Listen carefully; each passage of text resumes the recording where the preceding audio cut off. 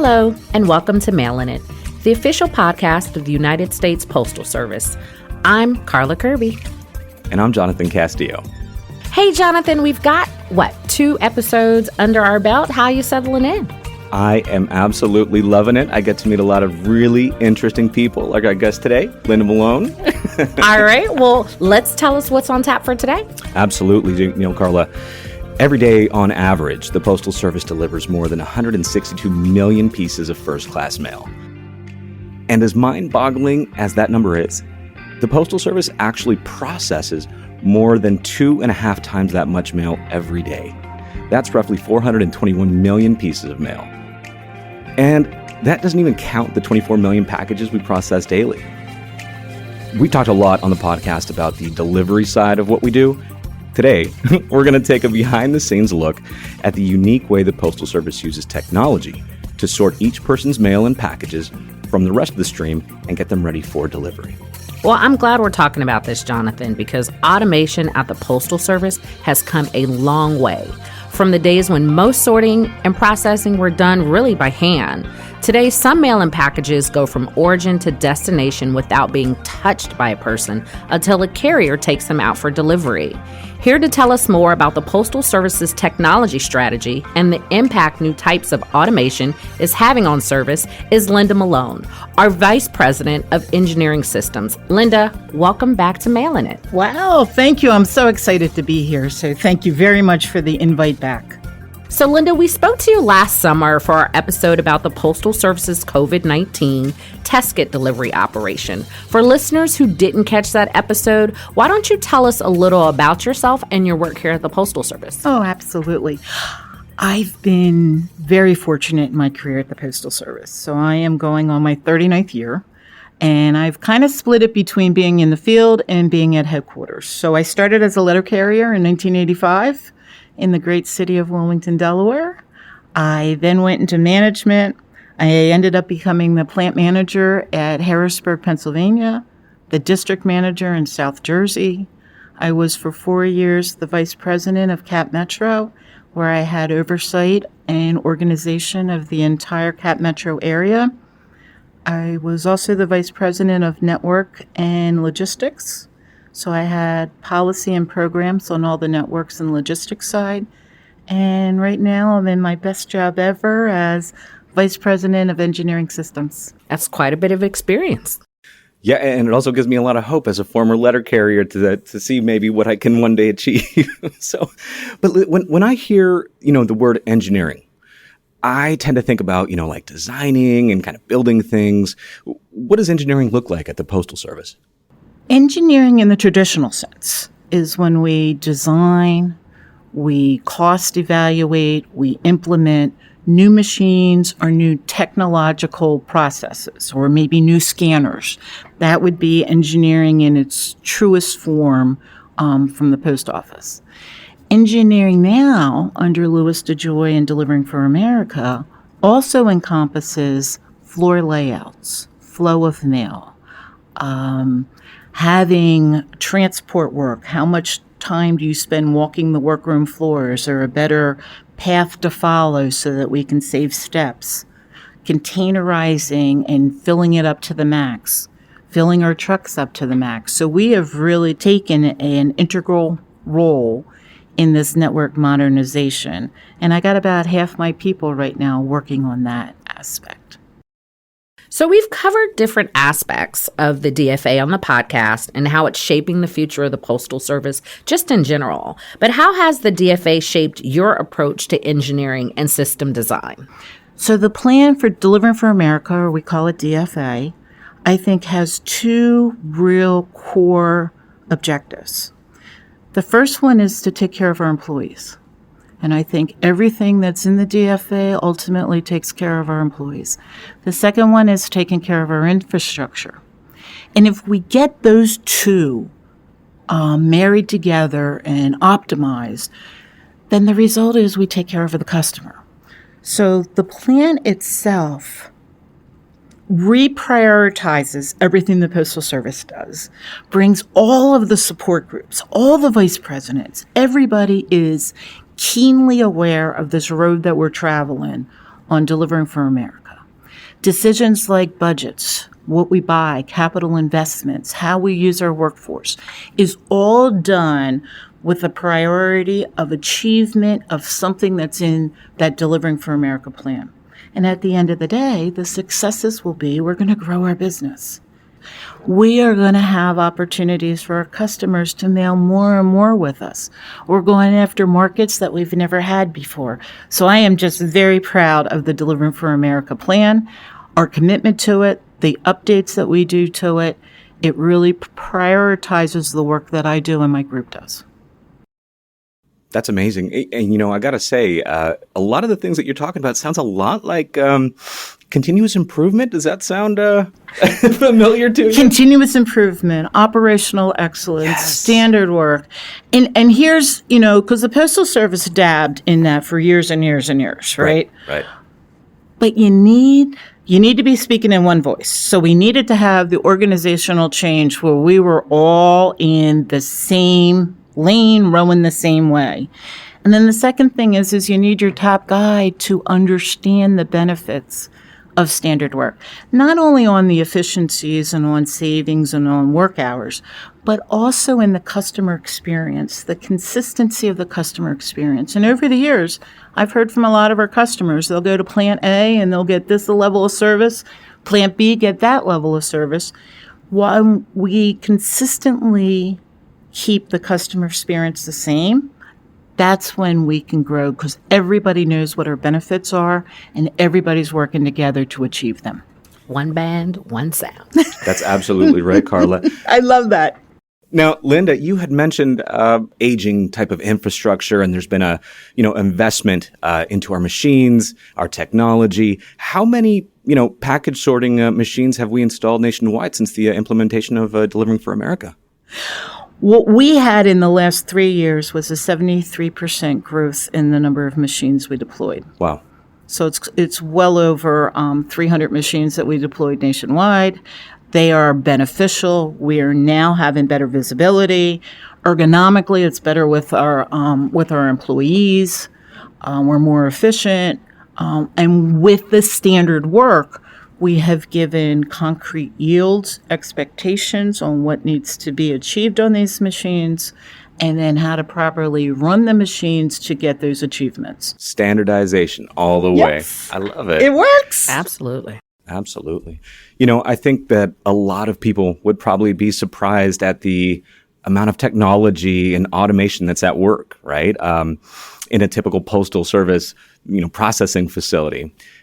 Can we talk about the new sorting and delivery centers, which we call SNDCs? This is definitely a hallmark in the Delivering for America plan and the network modernization.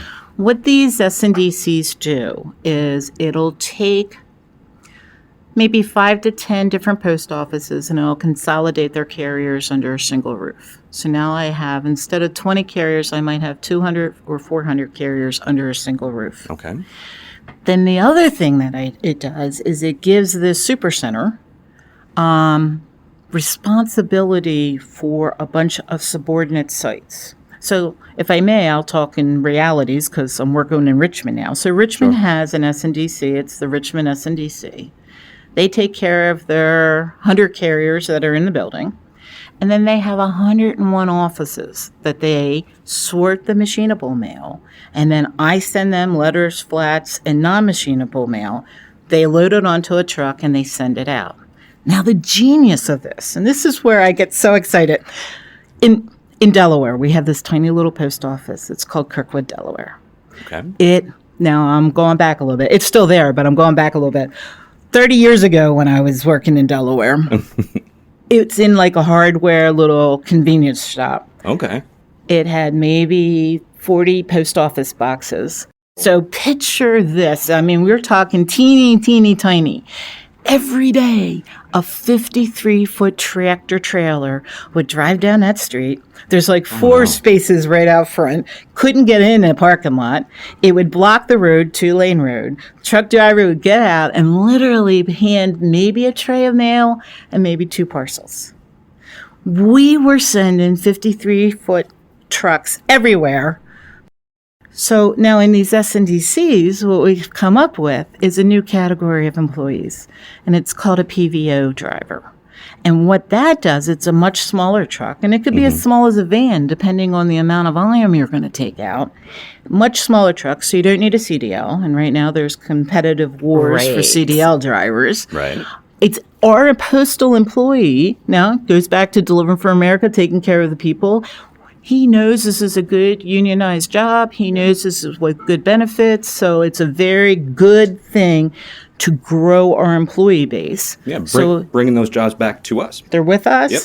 and then they're taking care of the littler offices. Right, and a closer line of sight. Yeah, absolutely. Now, Linda, it's my understanding that, we're starting to aggregate these smaller delivery units, as you had mentioned, into maybe about 400 S&DCs around the country. Is that right? That's in the plan right now. It would be about 400 across the country. So the other thing would be is look at the reach of people we would have out of one of those S&DCs. You're talking a couple 100,000 people, where right now, when you only have 20 carriers, it's much smaller than that. But the beauty of it is we're not taking away the post office. Exactly. So the post office is remaining in these communities because we recognize the importance of having a presence there in those communities. And when you have 31,000 post offices, we're pretty much everywhere, but we're not taking that avenue away from these smaller, more rural communities. And I think that's just beautiful. So they're still going to have the convenience of the local post office. That is great. Yes. So when you talk about the S&DC, and we talked about the, investment in the machines, what type of machines are in the S&DC? If you can picture this machine, so it's a belt that runs down the backbone, and there's like 4 hampers, and they're on tilters, so they're angled, so the employees can reach into a hamper. There's little squares on the belt. Ideally, if you fill every square, you'd get about 5,100 pieces per hour. Deliveries getting 4,300 to 4,500. They are working out these machines. They are doing a beautiful job with the technology, with the sortation. Every package that goes down the backbone, it goes through a little tunnel. There's a camera. We take a picture or we read the barcode. Then we make a sort decision as to what chute or runoff off of the machine the package would go to, and then it's sorted there. Wow. What I'm hearing is that our package processing capacity has totally increased.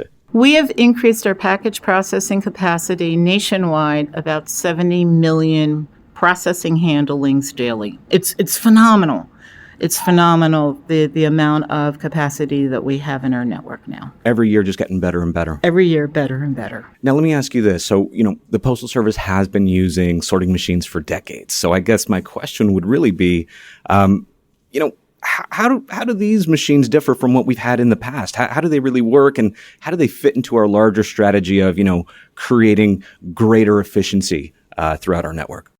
Well, the technology to be able to read the addresses and sort them correctly is far better than we've ever even managed. If it doesn't have a barcode, we can read handwriting. We can run algorithms, to get close to it. So if we see your name and an address and we know that you're in this neighborhood, and let's say you have you're missing a number or a directional, we can fill that in. So we have grown leaps and bounds. Wow.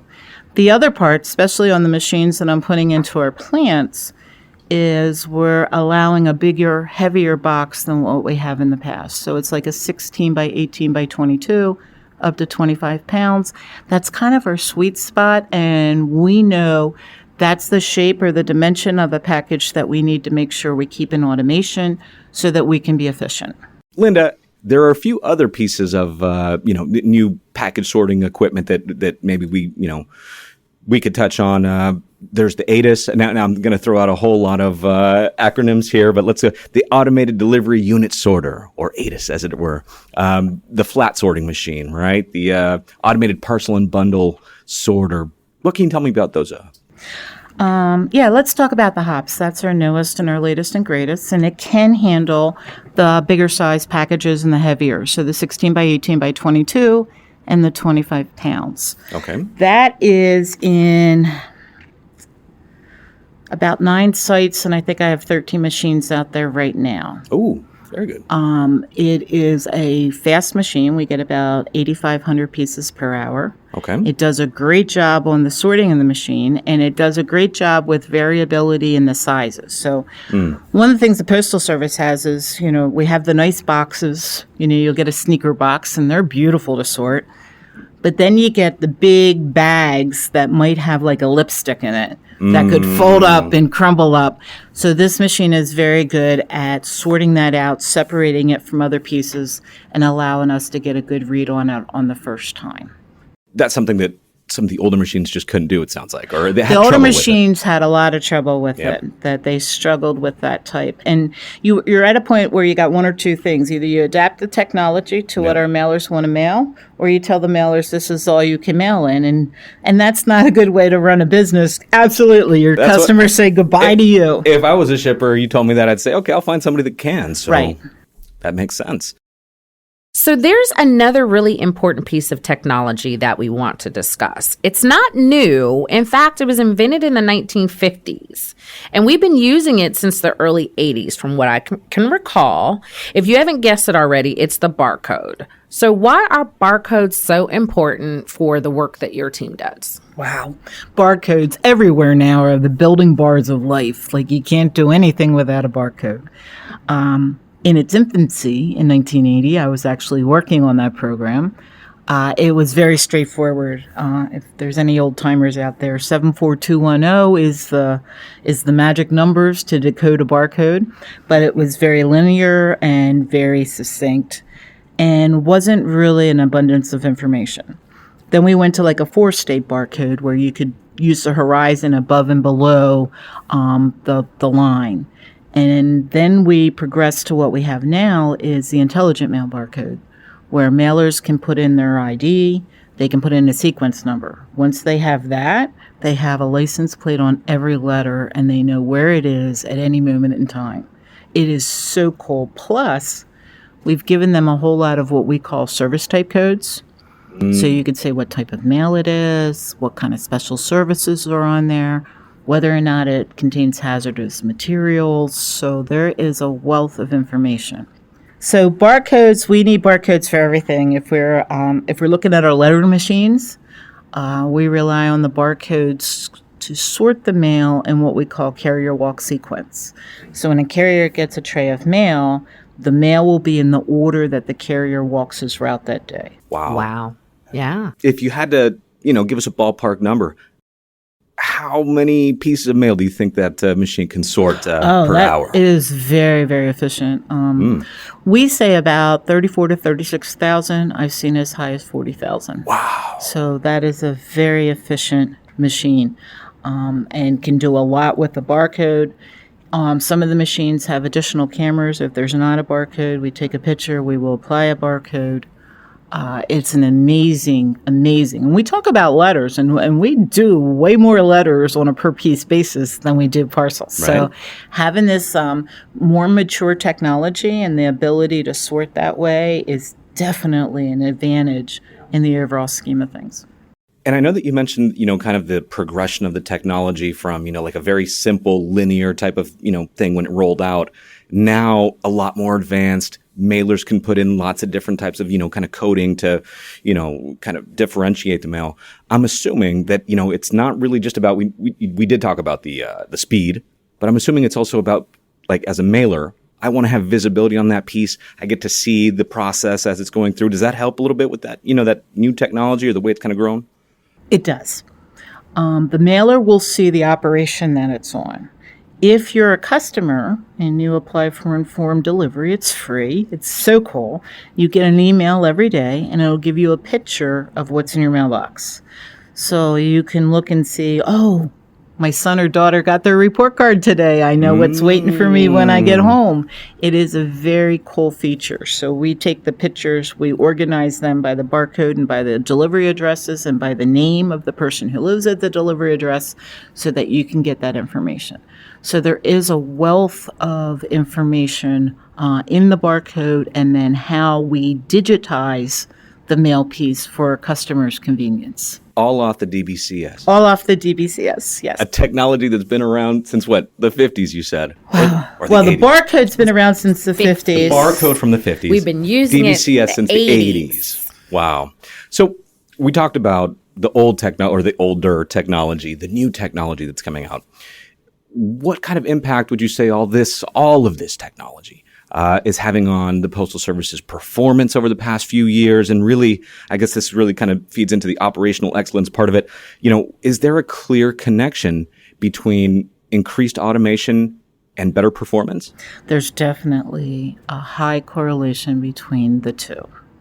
There's also a high correlation on our visibility. So the information we give our customers, the information we give our mailers for their customers is all perfected when we have a lot of automation out there. One of the things we're working on right now, and it's pretty much still in its infancy, is edge computing. And edge computing says, let me take all the analysis I would do and do it at the source where the data is generated. So now what we would have to do is send the mail maybe to a data site, have it worked up, and send it back. This is all on the backbone of the machine in real-time happenings. So if I'm looking at mail pieces, and let's say I see a piece in it, I see that label was used last week and we've already used that label, so there's no postage on that. I can do something different with that mail piece. I can send it to a different container. I can reach out to the customer. I know short paid because I weigh all the pieces. I dimensionalize all my pieces. So there's a lot of things now I can do about the performance of the mail, the quality of the mail, and the assurance on a revenue perspective that we're getting the monies that's due to us for the work that we're performing on the mail pieces. So this edge technology, something a little bit newer, right? It's like brand new. It's brand new. It is really brand new. It is really cool because we see applications where we can, very near future, we can do a prescriptive analysis of a machine. And then when our maintenance people come over, we tell, meaning the machine, says, hey, this is what you need to do to fix me. So instead of saying, oh, today's your oil change day, or today this belt gets changed, we can look and say, you know what, I see this ball bearing and it was wearing down, or I hear this with on the belt. So you need to change this belt and this belt. You need to change the ink in the printer. You need to do this. So having the ability to analyze data very quickly from multiple sources on the backbone of a machine, it's huge. It's a game changer. A game changer. Yep. That's exactly right. So, Linda, we've talked about the automation. We've talked about the different machines. We've talked about redesigns of the Postal Service all around the DFA. At the end of the day, what is our goal and where is all of this going to take us? Wow, what a great question. Following the DFA, speaking with one mind, getting optimized mail flows, making sure the right truck goes down that tiny little lane that's not a gas guzzling 53-footer with, 4 things in the back of the truck. Making sure that we better utilize our equipment to capacity, our transportation to capacity. We take care of our people. I mean, we have converted many, many jobs. 150,000 jobs we've converted so that people have full-time status and they're proudful about the work that they do. So we're taking care of our people, we're taking care of our plants, we're taking care of our post offices, we're recognizing the presence that we have in all the communities that we honorably serve. This is a recipe for just total success. We will be more consistent, we will be more efficient, we will be ready, able, and willing to take on any additional volume that comes our way. We will be a premier player, a better player in the communications business. And that's because we have a leader that has brought us together, shown us our ways, and created a fantastic plan that we're adhering to. Well, that is a great summation. Thank you so much. Well, we've definitely gotten a lot of good information today. Linda, we want to thank you for coming out. As with every episode, that has been a learning experience for me. Oh, 100% for me. I learned things that I never knew about all the package process. I want to learn more. Well, thank you very much. And if any of your listeners are interested in a career at the Postal Service, I would highly, highly recommend it. We're a great company to work for. So thank you very much for having me here today. This was great. Thank you for being with us, Linda. Thank you so much. And be sure to come back when the newest thing comes out. I will. Thank you. Love it. Thanks, Linda.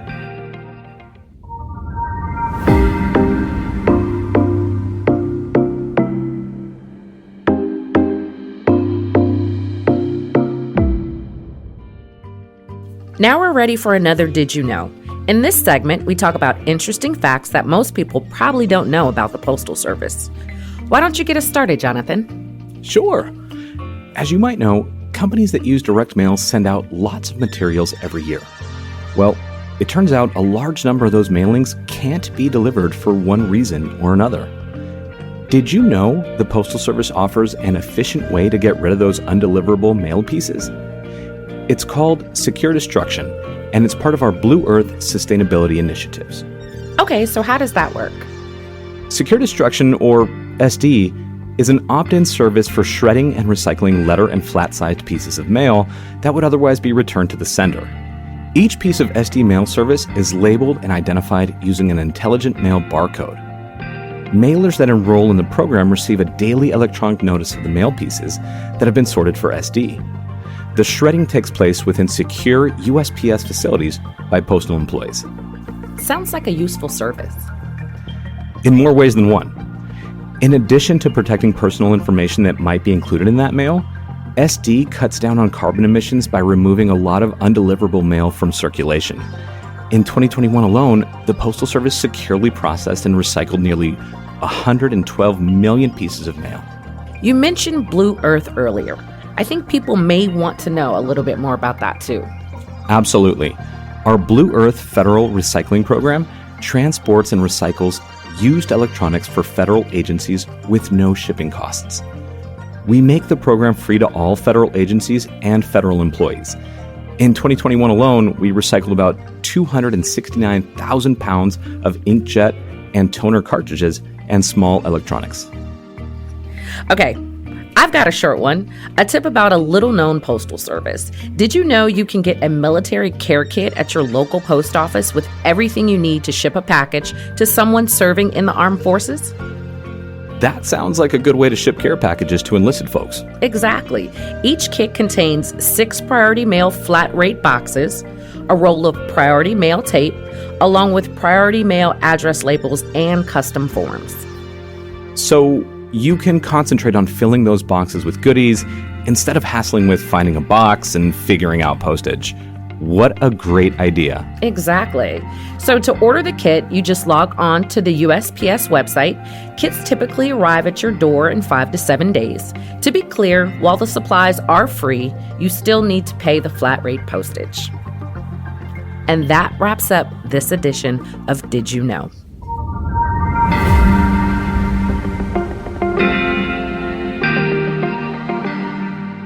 So, Jonathan, another great episode. What are your takeaways? Oh my gosh, Linda had just so many great points. I think what really stood out for me the most was some of the things that she touched on about stabilizing our workforce, increasing our processing capacity, just how all the new technology is now, joining up. It's linking with some of the older things that we were, machines that we were using and just kind of progressing it in that way and helping to achieve, maybe even reducing our carbon footprint a little bit. So, a lot of great information from Linda. Can't wait to see what we're doing, in the next year or two. It's just going to be mind-boggling. Definitely, it sounds like it's all coming together. Just a couple things I took away from that. Number one, informed delivery. So for our listeners, if you do not have it, please sign up. It's great. You do get that email every morning of what's going to be in your box that day. Also, we are still hiring. So www.usps.com. We are hiring. If you want to join the ranks of the Postal Service, you heard about all of the great progress that we're making with the Delivering for America plan. You can join us. That's all for this episode of Mailing It. Don't forget to subscribe to Mailing It wherever you get your podcasts to make sure you don't miss any episodes. And follow along on Instagram at US Postal Service X, formerly known as Twitter, @USPS, and on Facebook.